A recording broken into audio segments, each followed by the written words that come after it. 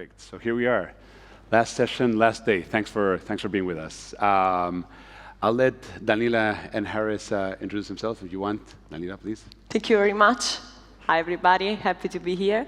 My name is Danila de Stefano. I have a background as a psychologist, and I founded Uno Bravo in 2019, right before the COVID, which is a mental health service that has the goal to match each user with the right therapist for themselves. I highlighted the fact that we started right before the COVID because, of course, with the pandemic, our services become even more important than before. So here we are. We scaled very fast. We are part of Endeavor from 2022 now. Wow, OK. Time is passing, and it's a very, very exciting experience to be together, to be supported in this very hard journey. And I'm Pylarinos. I'm the founder and CEO of Hack the Box. I founded Hack the Box in 2017 with a goal to change the way ethical hackers are trained. Before Hack the Box, there was an even advantage because cyber criminals used to train on production systems, so they were just hacking targets, and they developed muscle memory, while ethical hackers used to read textbooks to learn how to react. So it was very uneven, and Hack the Box is actually a simulation of fake organizations where you can practice and learn by doing, building the muscle memory required to be able to respond fast when an incident occurs. We are now a company of 300 employees with offices in Athens, London, and New York, and with several great logos from Fortune 100 all over the world. And Endeavor has been a great help for us as well, of course. Thank you very much. The Endeavor pitch. I can actually do a bit of the Endeavor pitch. No, but first I want to thank also you guys for being here, Tech.eu for having us here, and you'll see our logo as well up there. We're a partner for this first-time London event. But a bit more about Endeavor. What Endeavor does is basically we select what we call high-impact entrepreneurs in a bit of under-the-radar markets. No? And that sounds like a mouthful, but the great thing is that both Danila and Harris represent exactly what these entrepreneurs are. I mean, these entrepreneurs are these are the entrepreneurs that are going to scale, they're going to pay it forward, and they're going to be reinvesting in their communities. Reinvesting not only because of the material investing as investors, but also as mentors, as role models. I'm sure that I have a few people from your teams have been toying around with becoming entrepreneurs, which normally happens in forming what we call the mafias in a good way, not a bad way. But in essence, that's the core of what we do at Endeavor. And we're very proud to have both Danila and Harris on stage to be able to talk a bit more about their Endeavor journey. And with that, I want to ask you, what was the connection with Endeavor? How did the whole thing start? OK, it's a nice story.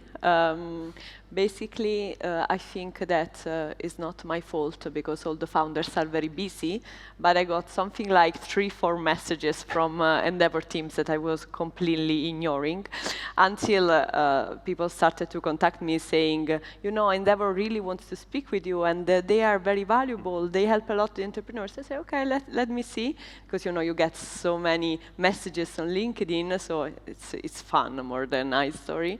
I ended up in talking with the Italian team of Endeavor, and I was fascinated by the mission that Endeavor has to support high-impact entrepreneurs and creating the multiplier effect, which is something, it's a concept that I'm even pushing in Uno Bravo because I really like it. I really like the fact that you can change the things for real if you give a hand and you push a little more the speed to create a better startup ecosystem, and you generate more workplaces, services that change the world. So I was very inspired, and from that moment, again, I always try to join the Endeavor moments around the world.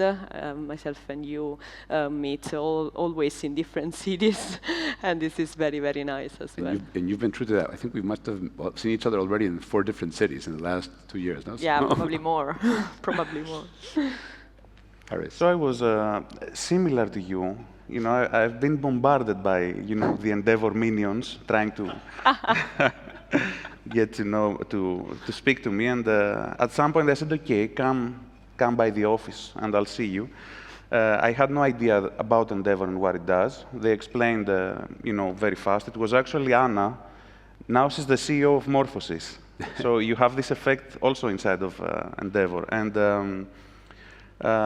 they gave me the pitch that, it's a nice network. You get to meet people. You get to exchange ideas with other fellow startuppers, get a lot of mentoring. And, I thought, OK, it's a scam. So that was my initial reaction. It's a scam. That's why these guys bothered to come to my office and start to recruit me. I actually asked them, is this a scam? They said, no, it's a very straightforward way of working together. This is it. This is what you expect. We are very straightforward. I said, I'm going to try it. I had low expectations in the beginning, but I was proven wrong. I've reached a point where I told them that, you are doing already enough.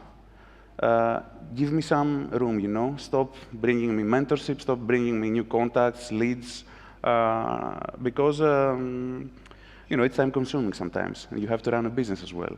But Endeavor has been very helpful. After some time, I joined also the global, because first you enter the regional, then I joined the global, and after joining the global, it's a totally different game, because you get to have time with people that would normally not even bother, looking at you. I think that's the biggest Endeavor advantage. It's interesting. Before my role as president of Endeavor, I ran the Spain office, so I was one of the minions as well. I still am today. I mean, I love my minion role. But yesterday I was engaging. They were in the Tech.eu event. Our third Endeavor entrepreneur from Spain was selected, and he also told me that the first time he shook my hand, he said, "I thought it was going to be the last time I was going to see you in my life.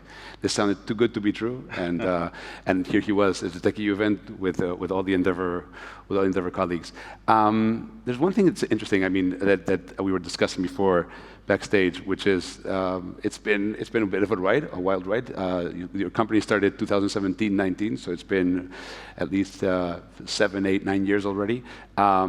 But you also raised capital in a very delicate time and a very fun time, as you were describing it before. And maybe, Harris, we can start with you this time. How was raising capital in 2022? I'm trying to find words without cursing for raising capital in 2022. It was bad. It was bad because there was a lot of uncertainty in the market. The VCs were also uncertain because they were surpassing a period where they just had to deploy money everywhere, because 2021, I mean, money pouring. And then suddenly having to see if they deploy money to new companies or salvage their own, because nobody was deploying, and that many companies were planning on the next round to survive. So it was hard, and that period to raise capital obviously is very hard, because at one day you speak with an investor, they're excited, they say, you know what, we're going to invest in you. A week passes, you call them to see what's going on, and they just don't pick up the phone, because something has happened between this week, and they change their mind. And they're too busy to even talk to you, because everything is falling apart. I think that's 2022. We closed the round 29th of December, 2022. It was the best Christmas gift I could have, obviously. And it took me a full year of just speaking with investors. It was a full year, like 50% of my workload was just, talking to investors. I've spoken with more than, I don't know, probably 200 different firms, and got a few term sheets along the process that I did because they were much lower than expected. Yeah. To me, luckily, it was different because I closed it in summertime after I came to Athens for Endeavor, by the way. So it's 5 cities together, not 4. And what happened was that luckily we were already profitable, so we were not in a rush. We could select carefully the fund, and something that was weird, like what you said, is that investors were changing their mind a lot in that moment because they were very worried about what was happening in the world. Of course, it was very different. In January, the storytelling was, okay, guys, we need to push more, we need to grow more, and 4 months after it, it was, okay, guys, we want to invest, but please, let's save money, let's not do all the things. So, but in the end, the good thing that I learned is that it's always better to do the fundraising when you have enough money to do it, because otherwise it can become very painful. And how Harry said, sometimes you spend even more time doing the fundraising rather than the strategy in the company, even if the company still needs you for the strategy and for the management and everything. So it's very important to plan carefully. But 2022 was very interesting to see how many things changed. And this can happen again, guys. So we need to be mindful of this and be very well prepared. So I'm thinking now it's really the whole selection process of Endeavor. And there's one thing that's like that you were just mentioning how it started regional and then became global. And that global moment is the international selection panel, no? the ISP. I was going to ask you, was there one particular panelist that left a mark in you? And if so, why? For me, I'm sorry, but I don't remember the panelists in the the international selection process. What I remember is that I had to stay up until 4 a.m. my time because it's a very global event. So the only time was, then, and I was like dead, almost zombie-like, waiting for it to finish.